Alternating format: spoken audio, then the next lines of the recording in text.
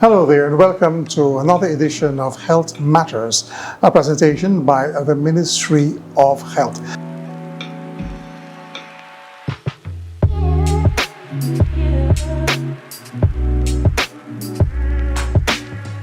I'm glad that you could be with us for another edition. And let's hope that at the end of today's program that we can at least learn something new, something beneficial. I've got with me on our program today Dr. Sheliza Gopie. She's from the Chronic Disease Department of the Ministry of Health. And we'll be looking at a very important issue today, and that's the health risks of smoking tobacco and what the Ministry of Health is doing to bring about an end or put a halt to these risks, and so that we all can live better lives, especially those of us who are addicted to tobacco. Dr. Gopie, welcome to the program. Thank you for having me. Most people out there would know about the dangers of tobacco, and sometimes you hear about secondhand tobacco. But let's talk about those who are smoking tobacco. What are some of the risks facing those persons? Okay, so those persons can have immediate risks or short-term. They also have long-term effects. So when you talk about short-term effects, these are mainly caused by nicotine found in cigarettes. So you have a temporary increase in your heart rate, your blood pressure also increases. You also have some respiratory symptoms like coughing, or you may even have shortness of breath after just a few cigarettes. Smoking is also a major risk factor for many of our chronic diseases. So we have our cardiovascular diseases. They are at a way higher risk of stroke and heart attack. They're also at risk of chronic respiratory diseases such as COPD, as well as lung cancer. We know smoking is a major risk factor for lung cancer. Mm-hmm. And the Ministry of Health has systems in place, at various health facilities in Guyana to combat those chronic diseases that you're talking about. But specifically for tobacco, what is some of the programs the ministry has in place? Okay, so at our health center, one of the first things is that they would ask you if you are a smoker, especially if this is your first visit, just to establish that baseline. Whether yes, you're a smoker, no, you're not a smoker, are you exposed to secondhand smoking? And then they would go a step further to advise you about the dangers of smoking. Now we have also introduced tobacco cessation counseling into our health centers. Last year, on World No Tobacco Day, we launched our first tobacco cessation clinic. This was done at the Industry Health Center. Since then, we've also added 10 centers that offer this service. So any person who's interested in quitting, they can visit these health centers and they can receive that service. Mm-hmm.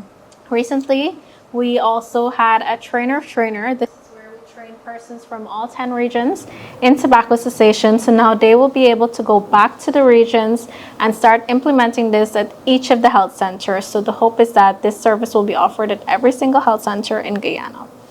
Now, to complement this service, this year for World No Tobacco Day, we are going to be handing over nicotine replacement therapy to the health centers. We're going to be starting with the addition of nicotine lozenges into the system. So for persons who want to quit but they've not been successful with just counseling, they might need nicotine replacement therapy to help them.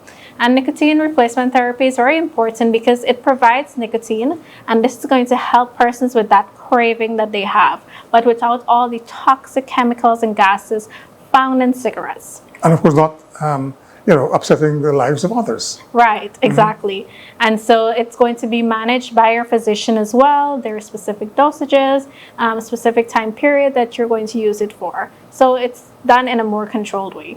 You talk about the training, and those who are trained will go back to the regions. Tell us, when people hear about going into counseling, a lot of people now become they put up a wall. People want to investigate their private affairs. Tell us a bit about training and what it would entails, and what are some of the questions that persons will have to answer when they go into counseling.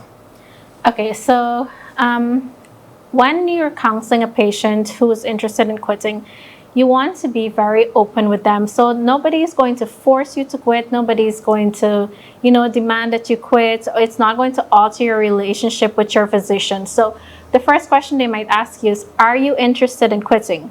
Do you want to be a non-smoker?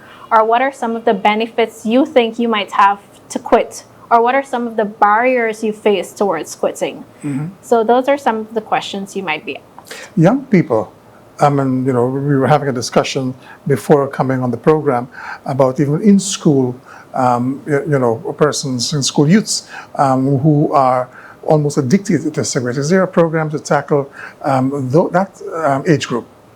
Right, so we do visit schools. Last year we visited schools in 7 regions, I believe. We interacted with over 5,000 students, and they were very interested to learn about all of the effects, the dangers of these new devices like hookah, the e-cigarettes. But one thing that really stood out was the effects of persons in the home that they look up to who are also engaging in these activities. So they're seeing persons do it, and so they're imitating that behavior. We're not going to the details and the technicalities of those items you mentioned, the electronic cigarettes or hookahs. There is the notion out there, it's less harmful, it's not real tobacco. Is that type of, the vaping, the cigarettes, the electronic cigarettes, is it equally as dangerous as tobacco? So that is still a question that's, they're not... Still gray areas of that? Still gray areas, yes. And the reason for that is because cigarettes have been studied for many, many years. These products are relatively new. While we know that they have immediate effects, they affect your respiratory system, they also affect your cardiovascular system, they have not been studied over a long period of time. So we don't know what long-term effects and there's new products and new additives every day, exactly. And many of the products, you don't know exactly what is in them. A lot of them, if you look at them, there's no full ingredient list. So you don't know what is this you're putting into your body. Right, unlike tobacco, where there's laws and so forth, that's another issue, to talk about another program about the laws. But of course, we know in Guyana, you have to put very big on that cigarette package. Exactly. Smoking is dangerous, as the case may be. But are those other areas that the ministry are looking into in terms of enforcing that tobacco manufacturers or tobacco importers do adhere to those rules and principles? Well, we do have our act in place, which specifies that any tobacco product should have those images on them. Right. But let's come back to some of the work. So all the 10 regions. So you have health centers or facilities in all the 10 regions that persons who are interested in quitting smoking that they could go to?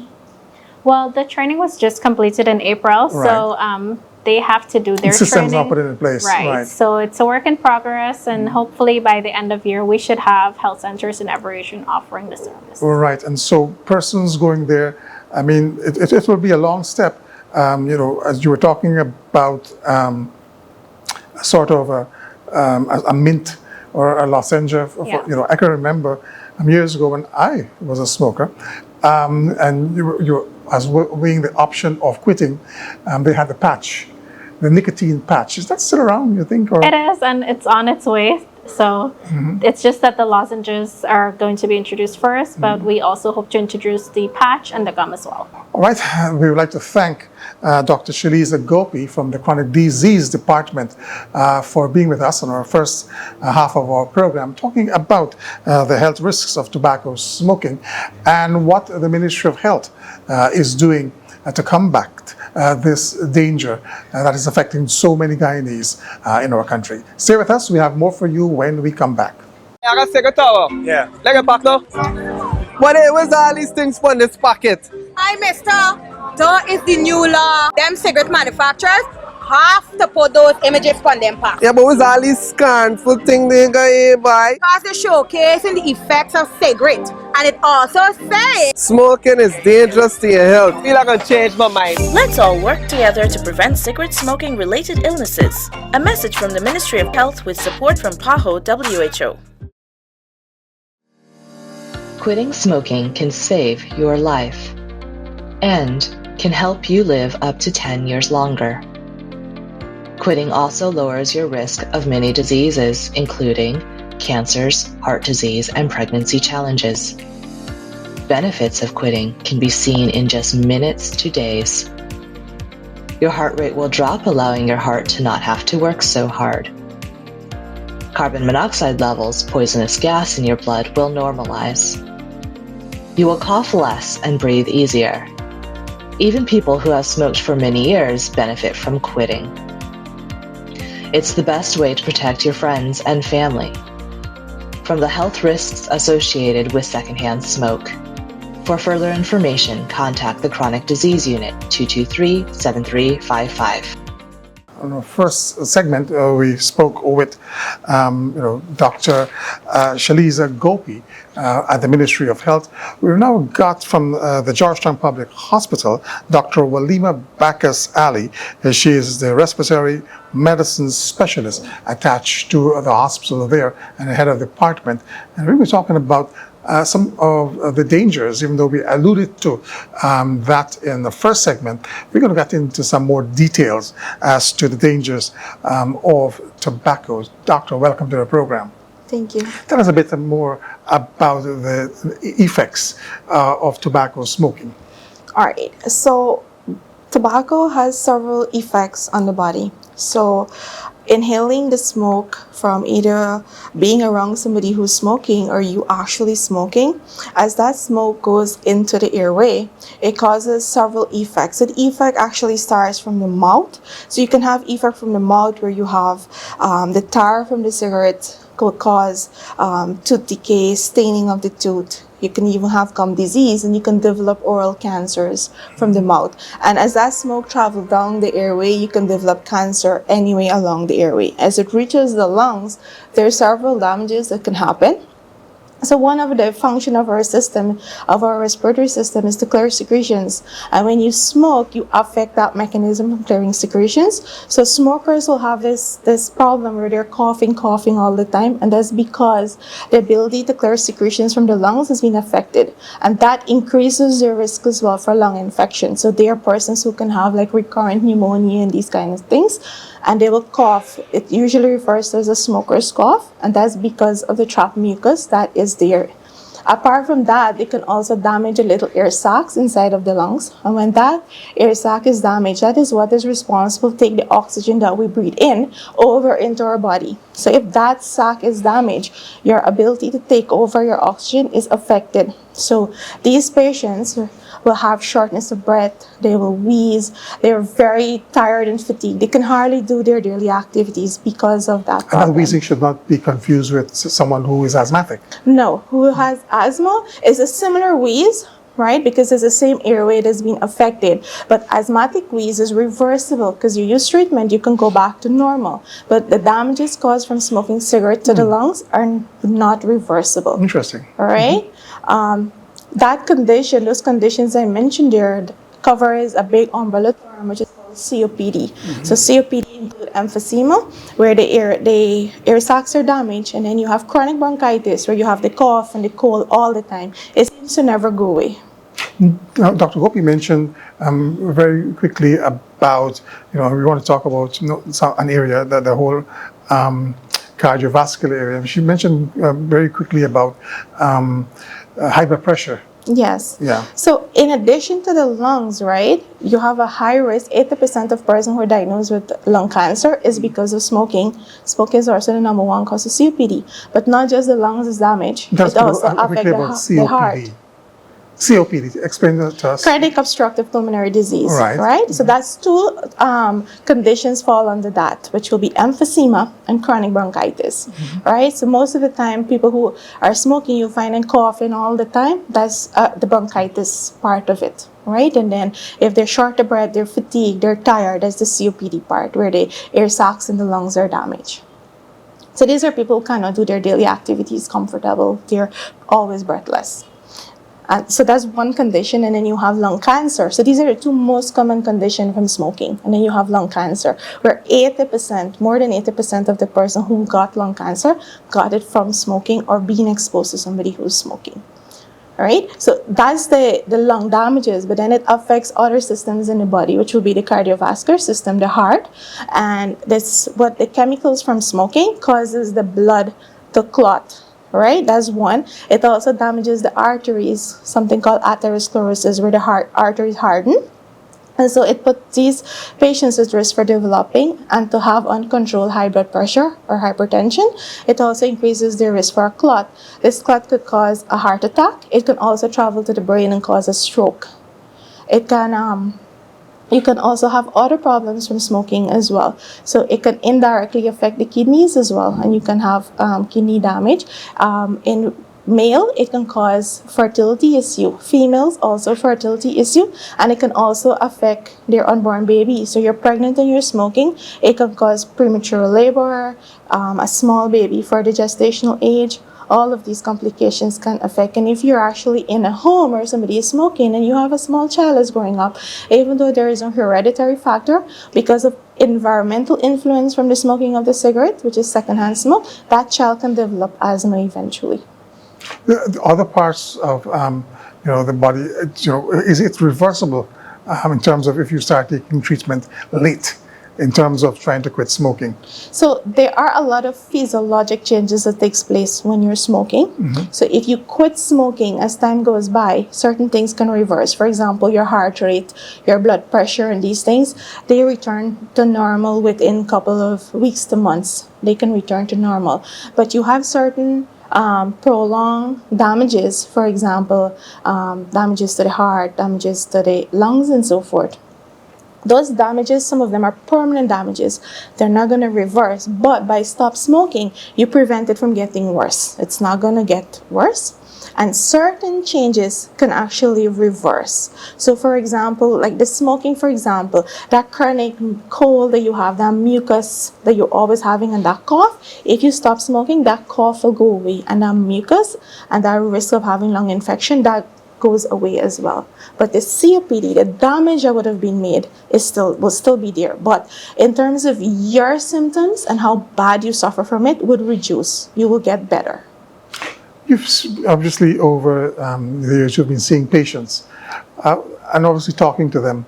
What are some of their challenges in quitting quitting tobacco smoking? So most of them, the challenge is habitual.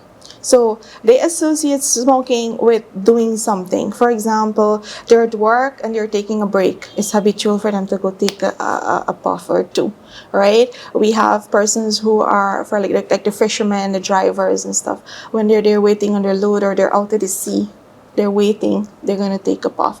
So that's one. Some person does it occasionally in terms of they're partying and they're having fun with their friends. Yes, I came across with saying it's only when they consume alcohol, then they go to smoke a cigarette. Yes, yeah. So that's another challenge for them. Or some of them, especially young teenagers, peer pressure. So a friend or two is doing it, and in order to be part of that crowd, you're doing it. Or you grow up seeing daddy doing it, or big brother doing it, or even mommy doing it, and you think it's normal, it's a normal thing. So you just basically groove into what you see them doing, and so you're also doing it. What are some of the programs that, and Dr. Gopie mentioned what the ministry is doing in an overarching way, but at the GPHC, and based upon, the patients and the clients that you see, what are some of the, programs that you have to offer them at GPHC? So at GPHC, we do something called asthma COPD education, which is part of a bigger program. But during that program, what we do with our patient is that we go through an asthma or a COPD education. And if we find that, okay, they are smoking, we go through smoking cessation counseling with them. And following that counseling, if counseling fails, then we go to nicotine replacement therapy. So we put them in treatment, we guide them.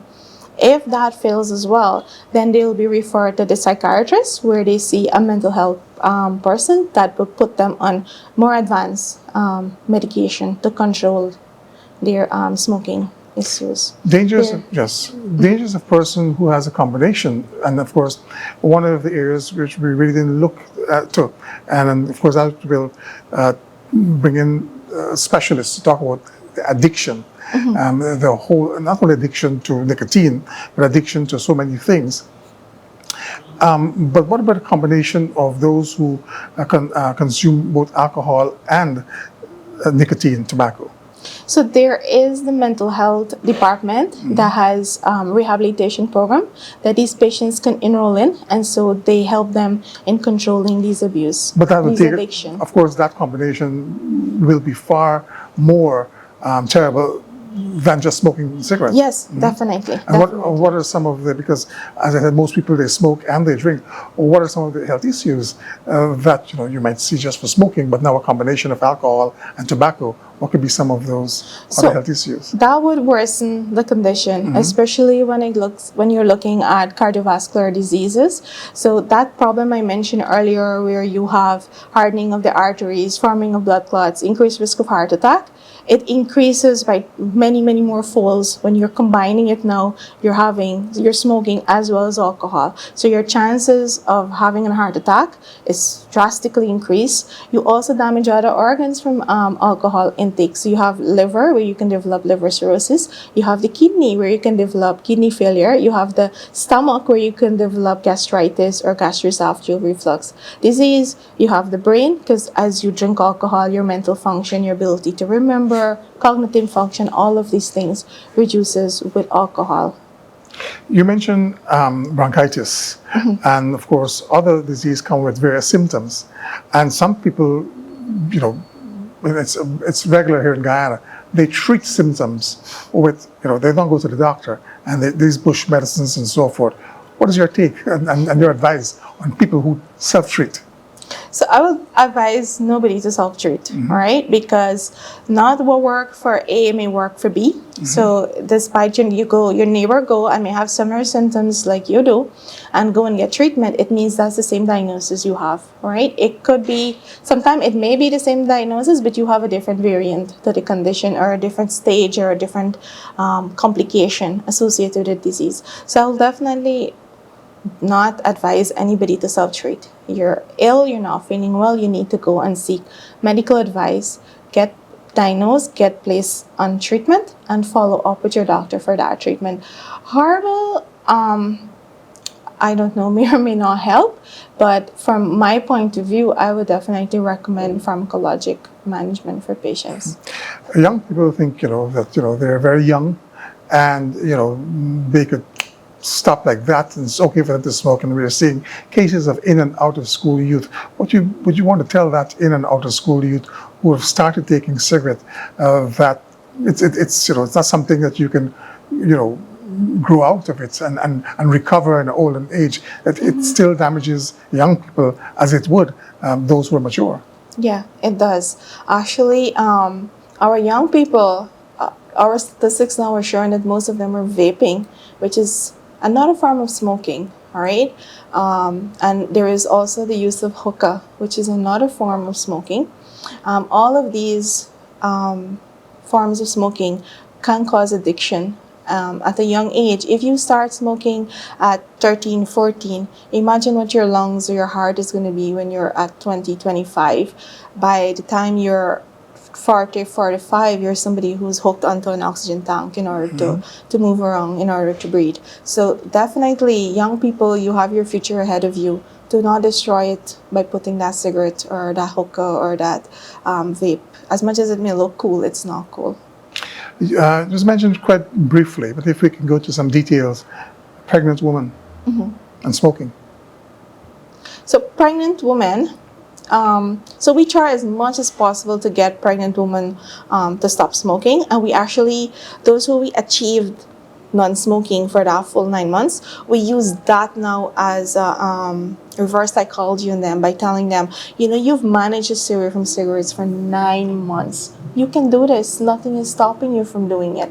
And we also use the child as well, right? That if you smoke, your child is going to breathe in that smoke, and the child is going to, the respiratory and lung development of that child is going to be affected. The brain development of that child will be affected. And come in the next 10 years, this child can develop asthma, can develop recurrent respiratory tract infection, can develop middle ear infection. So when they're pregnant, we try to get them to stop smoking by telling them the effect of what can happen to the child. So you're pregnant now, right? First of all, you're lucky that you're pregnant, because people who are smoking, they don't get pregnant because of infertility. The fact that you're lucky that you're pregnant, think of your baby if you continue smoke, because if you continue, you can get complications. Baby can born before time, then that child will have to go into an incubator, fighting for life. And then when that child is out, and if you continue smoke, then you go downhill with all of those complications I mentioned. Any other disease, or a chronic disease that's, it's not, as we want to say, popular, but some in rare cases that you have come across during your work? Cigarette can cause cancer just about any part of the body. So the ones I mentioned are the most common. All right, the ones I mentioned are the most common one. But I want people to bear in mind that cancer can happen from using tobacco. Any part in the body, you are at risk of developing that cancer. And this is not rare. It's quite common in our society. Gastroesophageal reflux disease. Everybody is complaining of heartburn or burnt stomach and indigestion and these things. One of the major risk factors for that condition is actually smoking, because it causes the esophagus to relax, and so the acid flows all the way up and can cause problem along that way, and so you get burnt stomach all the time. So that too, with as much as nobody really focus on it, that smoking is a risk factor. It is a risk factor for smoking. You also have other conditions. For example, I mentioned the cognitive part where you decrease your memory and so forth, but you can also have, unfortunately, weight gain. So if you stop smoking, all right, most persons who smoke, it controls your weight, but then when you stop smoking, you gain weight, all right? But that's because when you smoke, it suppresses your appetite. When you stop smoke, gradually you gain weight, but it's not going to be a state where you become obese, but you're now starting to eat healthy, and so basically you're getting nourishment to the different parts of the body. All right. And some of the patients who have recovered, what are some of their stories? Oh, recovery patients. So most of them who recovered, actually most of the patients who stopped smoking, is, despite us talking, it happens when they're ill in the hospital and they're on the bed and they're fighting to breathe, and they have all of these oxygen connected to them. Sometimes they're on ventilators and all of these things. When they recover from that, they do assist us in talking to patients about stop smoking and the effect that it does to them in terms of not being able to breathe, the expense that they're putting their family on, because oxygen is not free, all right? And one oxygen tank would last about 2-3 days. It's a cost attached to refilling that tank every single day. So patients who were smoking, they develop this disease, they do advocate to others that you're at this stage where you can stop. You don't have so much lung damage or so much damage to the heart, so many heart attacks or anything. Everything is working good for you. Just mild damages. Stop smoking so the disease doesn't progress and get worse. So as we know, in all the 10 regions we're having clinics, but where exactly the GPHC, it's your clinic, so you can tell your viewers. Our clinic is at GPHC, the Spirometry department. The number is 227-2403. If you want to join that clinic, even if you don't have any symptoms, but you're smoking for a number of years, you can still join the clinic. We can check, ensure that the lungs and so forth are working comfortably. However, to join that clinic, you'll require referrals. So you can go to your community health center and you can get a referral to and get a date and you start the clinic. However, if you don't want to go to GPHC, there are many other satellite stations with this clinic attached around the country. So you have Festival City Health Center, you have Enmore Polyclinic, Kitty Health Center, Campbell Health Center, Industry Health Center. You have hospitals, Linden Hospital, New Amsterdam Hospital, Diamond Diagnostics Center, and West Demerara Regional Hospital, and Sophia and East Penzance. So even if you're not in GPHC region and you're around to these other satellite stations, same facility, same service. You can go and see. Those numbers you mentioned, people could call and get. The number I mentioned is for GPHC alone. Right. But whoever is answering the phone can also give the caller exactly which region they are from, where they could check in. Yes, and guidance towards getting it there. And Dr. Waleema Bacchus-Ali, thanks for being on our program. This has been Health Matter. We've been talking about the dangers of smoking tobacco. Nazim Hussain wishing you all the best, and do join us again next time. And until that time, stay safe.